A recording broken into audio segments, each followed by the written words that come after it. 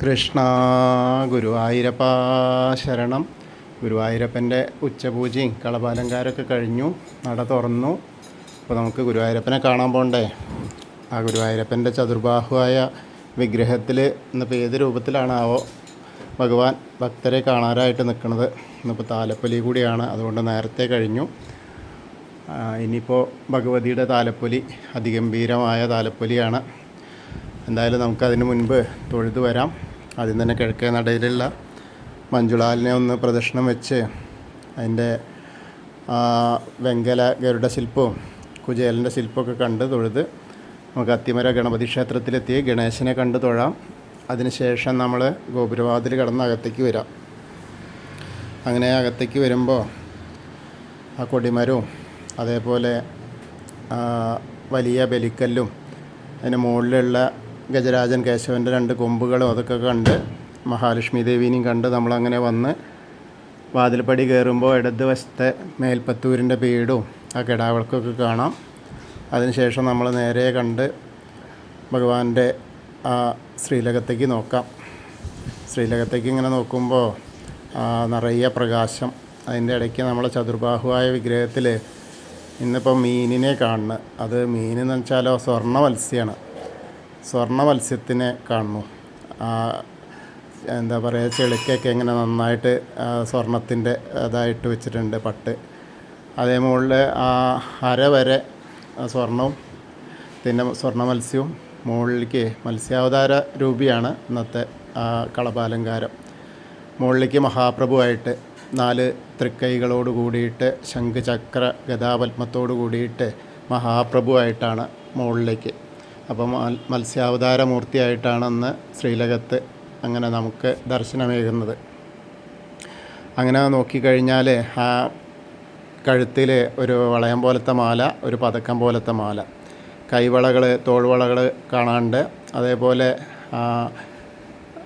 ശംഖും ചക്രവും സ്വർണത്തിൻ്റെ കൊടുത്തിട്ടുണ്ട്, ഗദ ചന്ദനം കൊണ്ട് ചാർത്തിയിട്ടുണ്ട്, പത്മം ഒരു താമരപ്പൂവ് കൈ കൊടുത്തിട്ടുണ്ട്, പിന്നെ ഒരു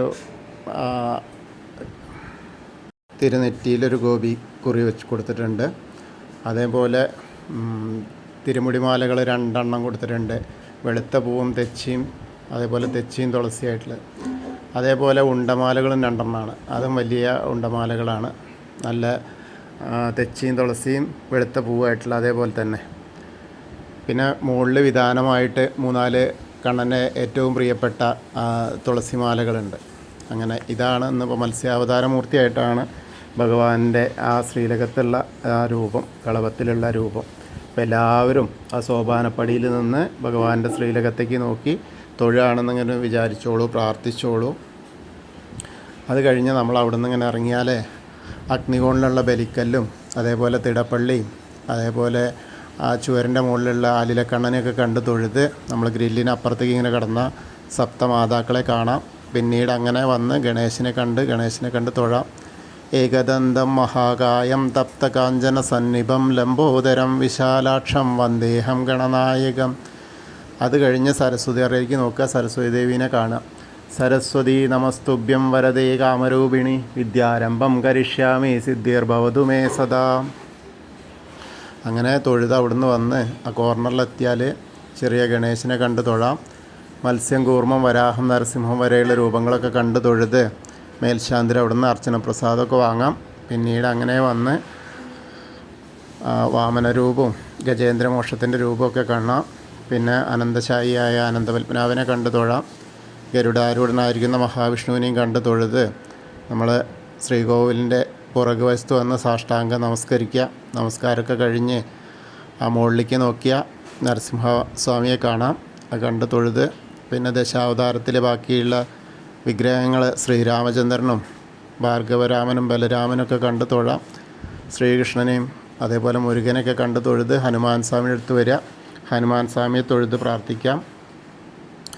ത്വമസ്മിൻ കാര്യനിര്യാഗേ പ്രമാണം ഹരിസത്തമ ഹനുമാൻ യജ്ഞമാസ്തായ ദുഃഖക്ഷയകരോ ഭവ മനോജവം മാരുതതുല്യവേഗം ജിതേന്ദ്രിയം ബുദ്ധിമതാം വരിഷ്ടം വാദാത്മജം വാനരയൂതമുഖ്യം ശ്രീരാമദൂതം ശിരസാ നമാമി. ബുദ്ധിർബലം യശോധൈര്യം നിർഭയത്വം അരോഗത അജാഡ്യം വാക്പടുത്തം ഹനുമസ്മരണാത് ഭവേത്. ഓം നമോ ഭഗവതേ ആഞ്ജനേയായ മഹാബലായ സ്വാഹ. ഹനുമാൻ സ്വാമിയെ കണ്ട് തൊഴുത് ആ രാധാകൃഷ്ണ വിഗ്രഹവും കാളിയമർദ്ദന രൂപവും വെണ്ണക്കണ്ണനെയൊക്കെ കണ്ട് തൊഴാം. പിന്നീട് ഓവിൻ്റെ അവിടെ വന്ന് പ്രാർത്ഥിക്കാം. അത് കഴിഞ്ഞ് താമരക്കണ്ണനെ കണ്ട് തൊഴാം. പിന്നെ മണിക്കിണറും ഭഗവാന്റെ നൃത്താറയും കുറൂരമ്മേനെയും നാരദരെയും മേൽപ്പത്തൂരിനെയും വസുദേവരെയൊക്കെ കണ്ട് തൊഴുത് നമ്മൾ വടക്കേ നടയിൽ കൂടെ പുറത്തേക്ക് വന്ന് പ്രസാദ കൗണ്ടറിൻ്റെ അവിടെ നിന്ന് ചന്ദനവും തീർത്തൊക്കെ വാങ്ങാം. അത് കഴിഞ്ഞ് അങ്ങനെ വന്ന് എടത്തരികത്തുകാവിലെ ഭഗവതിയെ കാണാനായിട്ട് പോവാം. ഭഗവതിയെ കാണാൻ ഇന്നിപ്പോൾ അമ്മ നല്ല സന്തോഷത്തിലാണ്. ഇന്ന് ഉത്സവമല്ലേ, അപ്പോൾ അമ്മയെ കണ്ട് പ്രാർത്ഥിക്കാം. സർവമംഗളമാംഗല്യേ ശിവേ സർവാർത്ഥസാധികേ ശരണ്യേ ത്രയംബകേ ഗൗരി നാരായണി നമസ്തുതേ. അങ്ങനെ അമ്മയെ കണ്ട് തൊഴുത് അവിടുന്ന് വരുമ്പോൾ ആ കോർണറിലെത്തിയാൽ വടക്ക് പടിഞ്ഞാറ് ഭാഗത്തേക്ക് തിരിഞ്ഞ് നിന്ന് മമ്മിയൂരപ്പനെ മനസ്സിൽ വിചാരിക്കുക. നമശിവായ നമശിവായ നമശിവായ എന്നുള്ള പഞ്ചാക്ഷരി മന്ത്രം ജപിക്കും ചെയ്യാം. എന്നിട്ടൊന്ന് പ്രദക്ഷിണം ചെയ്ത് നമ്മൾ നേരെ കൊടിമരത്തിൻ്റെ അവിടെ വന്ന് വീണ്ടും ഭഗവാന്റെ ശ്രീലകത്തേക്ക് നോക്കി ആ മത്സ്യാവതാരമൂർത്തിയെ കണ്ട് തൊഴാം. പിന്നീട് കൂത്തമ്പലത്തിലും വന്ന് നമസ്കരിക്കാം. പിന്നെ അയ്യപ്പസ്വാമി അടുത്ത് വന്ന് പ്രാർത്ഥിക്കാം. ഭൂതനാഥ സദാനന്ദ സർവഭൂതദയാപര രക്ഷ രക്ഷ മഹാബാഹു ശാസ്തേസ്തുഭ്യം നമോ നമ. അങ്ങനെ അവിടെ വന്ന് തൊഴുത് ഒന്ന് പ്രദക്ഷിണം ചെയ്ത് പടിഞ്ഞാറ നടയിലുള്ള ദീപസ്തംഭത്തിൻ്റെ മുകളിലുള്ള വേണുഗോപാലിനെയും അതേപോലെ കൊടിമരത്തിൻ്റെ മുകളിലുള്ള ഗരുഡധ്വജനെയും കണ്ട് തൊഴുത് അങ്ങനെ പുറത്തേക്ക് വന്ന് രുദ്രതീർത്ഥ കുളത്തെ പ്രദക്ഷിണം ചെയ്യാനായിട്ട് പോവാം. അങ്ങനെ പ്രദക്ഷിണം ചെയ്യുമ്പോൾ ആ കാളിയമർദ്ദന രൂപിയെ കാണാം. അത് കണ്ട് നാരായണാലയത്തിൽ പോയിട്ട് പൂന്താനം തിരുമേനി പൂജിച്ചിരുന്ന ഉണ്ണിക്കണ്ണൻ്റെ ചെറിയ വിഗ്രഹം കണ്ട് തൊഴാം. അതിനുശേഷം നമ്മൾ അവിടെ നിന്ന് ഇങ്ങനെ വന്ന് ഭഗവതി നടയിലും കിഴക്കേ നടയിലുള്ള വലിയ ദീപസ്തംഭത്തിൻ്റെ അവിടെ വന്നിട്ട് ഭഗവാന്റെ ശ്രീലകത്തേക്ക് ഒന്നുകൂടി നോക്കാം. അപ്പോൾ ആ മത്സ്യാവതാരമൂർത്തിയെ കണ്ട് തൊഴുത് നമ്മൾ തെക്കേ നടയിലേക്ക് വരുന്നു. അങ്ങനെ വന്ന് കൂവളത്തെ ഒന്ന് പ്രദക്ഷിണം ചെയ്യുക. പ്രദക്ഷിണം ചെയ്യുമ്പോൾ മഹാദേവനെയും പാർവതീ ദേവീനെയും മനസ്സിൽ വിചാരിക്കുക. അപ്പോൾ അവരുടെ അനുഗ്രഹം നമ്മളിലേക്ക് എത്തും. അപ്പോൾ നമ്മൾ ഇന്നത്തെയും ഗുരുവായൂരപ്പൻ്റെ ഉച്ചപൂജയും കളഭാലങ്കാരമൊക്കെ കണ്ടു തൊഴുതു. എല്ലാവർക്കും ആ ഗുരുവായൂരപ്പൻ്റെ അനുഗ്രഹം ലഭിക്കും. കൃഷ്ണായ വാസുദേവായ ഹരയേ പരമാത്മനെ പ്രണതക്ലേശനാശായ ഗോവിന്ദായ നമോ നമഃ. ഹരേ കൃഷ്ണ. ഗുരുവായൂരപ്പാ ശരണം. അതുപോലെ നമ്മളോട് പ്രാർത്ഥിക്കാൻ പറഞ്ഞ എല്ലാവർക്കും അവരവരുടെ കാര്യങ്ങളൊക്കെ ഭഗവാൻ സാധിച്ചു കൊടുക്കട്ടെ. അതിനുവേണ്ടി നമുക്ക് ഓരോരുത്തർക്കും പ്രാർത്ഥിക്കാം. കൃഷ്ണ ഗുരുവായൂരപ്പാ. അപ്പോൾ എല്ലാവരും ഇന്ന് ഭഗവതിയുടെ ആ താലപ്പൊലി കാണാൻ എത്തിയിട്ടുണ്ടാവുമെന്ന് വിചാരിക്കണം.